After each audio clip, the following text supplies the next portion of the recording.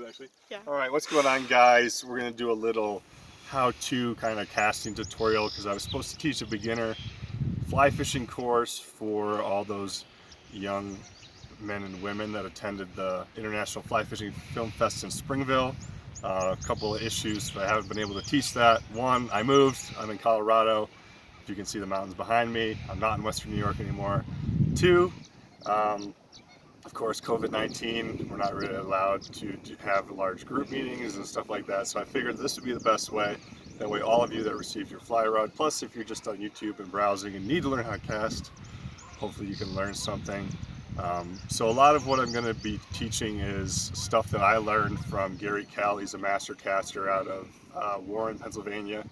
And I will leave his info in the description. I don't really want to rip off any of his stuff. A lot of this um, is his material. I kind of learned the way that I cast from him and the way that I teach casting from him. So we'll get into it. The first thing we're going to start with is a fly rod salute, which is just a simple motion with a fly rod.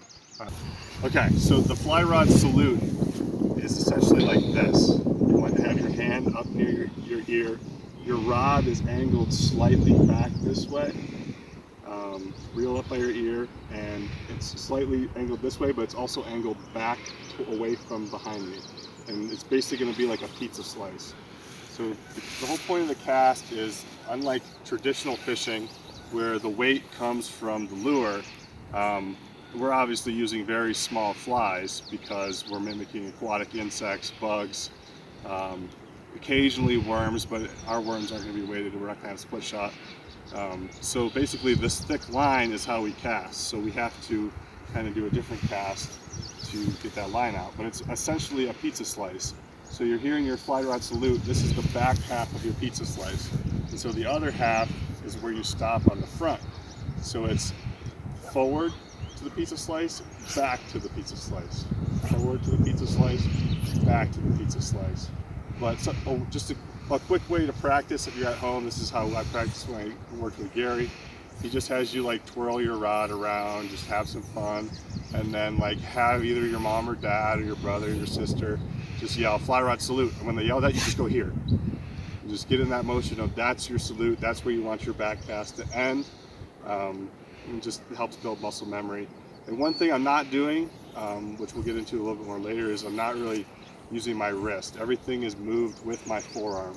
You can even, if you have a problem with your wrist, you can tuck the rod into your coat or your long sleeve shirt, and that prevents you from using your wrist. So when you're twisting around, don't really use your wrist that much. It's all in the forearm, and then salute right there. But so the first thing we're going to learn is it's a pick up and lay down cast, which is just a basic cast. We're not doing a whole bunch of false casting, as if you've ever seen like the movies or like someone else fish. And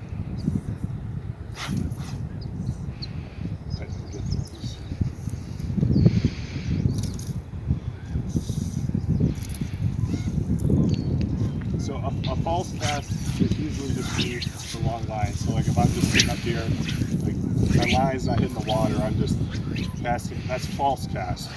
But like Gary always makes the joke, well, I haven't caught a fish up there yet. This really doesn't matter. This can be used to either dry your fly, let more line out so you can cast farther.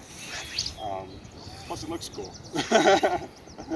But the simple pick up and lay down cast, all you do is you have your rod down.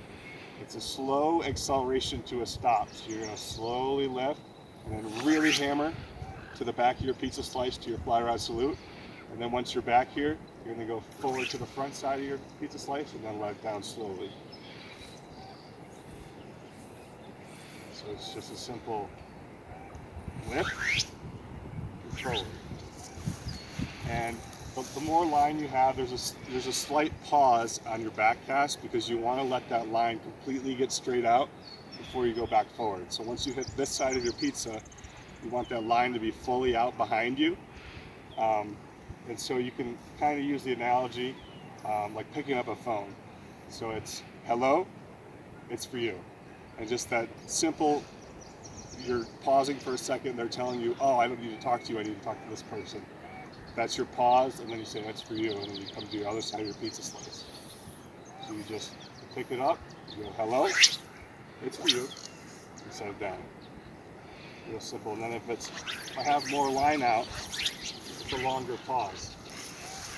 So it would be more like, hello, it's for you. It's a little longer, maybe add another word if you have to. Hello, hi, it's for you. Just that simple. Like I was saying, you want that line to fully come out behind you, and before you shoot it forward, and you let it down. Just like so. That's just the line. Plus, a good way to practice, if you really want to see if that loop's coming out, is to cast next to you. And then you can really see, oh, there it's done, now it's time to go forward. It goes out, time to go forward. Back, forward, back, forward. And I'm practicing on water just because I like it does cast a little better when you're on water, but me and my brother used to just do it on the grass all the time. It's not going to straighten out as much, but like, and I'm not going to tell you what else me and my brother used to do. We used to like whip each other, but don't do that because it hurts. But yeah, just cast next to you, cast it in front of you.